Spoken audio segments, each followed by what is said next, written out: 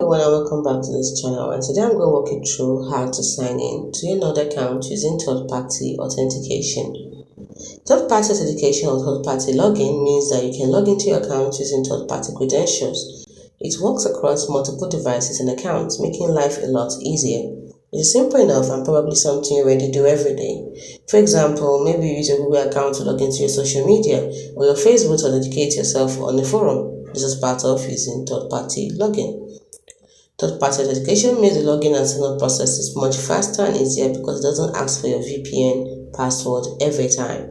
If you're using a browser you've used recently, you can log in with just one click. So, let's get started. How does a third-party login work? Node account has simplified the login process across non-security products, not just NordVPN. Even if you don't have a Node account, you can use Google Apple ID and sign up effortlessly. To know how to do this, check out our video on how to sign up for Node account using Google or Apple ID. When you log in using third-party authentication, that third party provides us enough data about you to confirm that you have a verified account with them.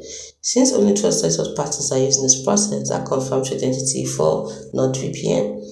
For most people, third-party authentication makes life a lot easier, and Node account will offer a simpler, faster login experience.